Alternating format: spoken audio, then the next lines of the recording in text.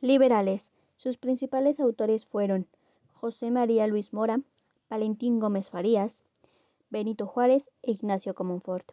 La gente que los apoyaba eran la de modestos recursos, el clero bajo y la juventud. En el estudio histórico de Horacio Labastida se menciona que él creó un modelo liberal en el cual se resume 8 puntos. Punto 1.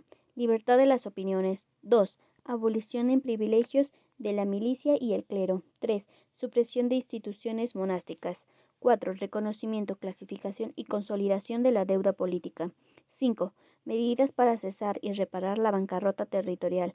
6. Mejora del estado moral de las clases populares por la destrucción del monopolio del clero en la educación pública. 7. Abolición de la pena capital para todos los delitos políticos. 8. Garantía de la integridad de la creación de colonias que estuviesen por base el idioma, usos y costumbres mexicanas. En cuestión de la educación, menciona Alfonso Torres Hernández que él intentó desligar la educación del clero y se distinguió por su desempeño en lograr el acceso universal a la educación. Valentín Gómez Farías también realizó un modelo liberal donde respondía a 4 necesidades básicas del país. 1. Respeto a los derechos del hombre. 2. Supresión de fueros y privilegios. 3. La promoción de la circulación de la riqueza. 4.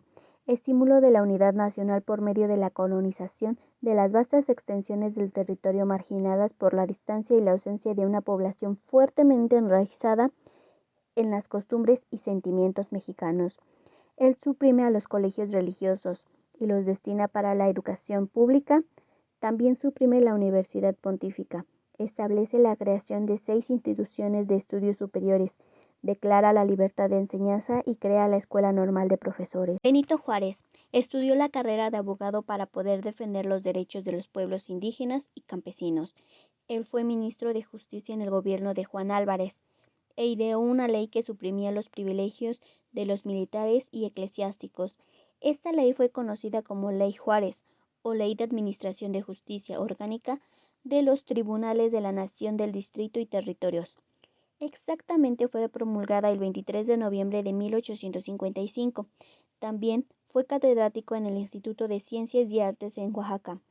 En su gobernatura legisló que la educación fuera gratuita, obligatoria y laica, y fundó una escuela nacional preparatoriana. Ignacio Comonfort. Su gobierno se inicia con el lema Orden y Libertad.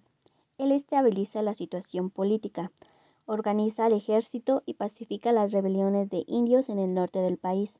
En su gobierno se promulga la Constitución de 1857. Él decreta la creación de la Biblioteca Nacional, la Escuela de Artes y Oficios y colegios para pobres. Conservadores. Algunos de sus autores fueron Lucas Alamán, Juan Nepomuceno Almonte, Miguel Miramón, José Mariano Salas. La gente que los apoyaba era la rica, los terratenientes y el ejército. Lucas Alamán ideó un sistema para el manejo público. Esto se divide en 9 principios. 1. Aun cuando los conservadores no se encuentran organizados como una masonería, sus puntos de vista resumen la expresión del clero y los grupos que poseen las riquezas del país. 2. La conservación de la religión católica, sus fueros y privilegios. 3. La restricción de la libertad de pensamiento e imprenta por intervención de la autoridad pública que impida la circulación de obras impías e inmorales. 4. La constitución del gobierno con la fuerza necesaria para cumplir los deberes, aunque sujeto a responsabilidades que eviten los abusos. 5. Una fuerza militar para proteger el orden implantado, perseguir a los indios bárbaros y guardar la seguridad en los caminos. 6. La decidida lucha contra la federación, el sistema representativo de los ayuntamientos electivos y todo lo que se llama elección popular mientras no descanse sobre otras bases. 7. La sustitución del Congreso por consejos poco numerosos que preparen el trabajo. 8. La modificación de división territorial por lo que haga olvidar la forma de los estados y facilite una buena administración, siendo este el medio más eficaz para que la federación no retoñe. 9. El dominio de una opinión pública dirigida por medio de los principales periódicos de la capital y de los estados, publicaciones independientes de los conservadores y de la fuerza moral. Él introdujo el sistema métrico decimal a México. Comenzó con sus estudios de separación de oro y plata con ácido sulfúrico y consiguió la patente en 1819. Fundó el Museo de Antigüedades e Historia Natural en México. También creó el Museo Nacional Mexicano. Comenzó a redactar una ley de imprenta. Mejoró la antigua Academia de San Carlos. Juan Nepomuceno Almonte. Él ayudó en las negociaciones que culminarían con el primer tratado internacional del país. Pertenecía a la Sociedad Mexicana de Geografía y Catecismo. No realizó ningún aporte de la educación. Su idea era que la Iglesia debía otorgar el conocimiento. Miguel Miramón. No era un hombre de política, sin embargo fue presidente sustituto de México cuando tenía 27 años.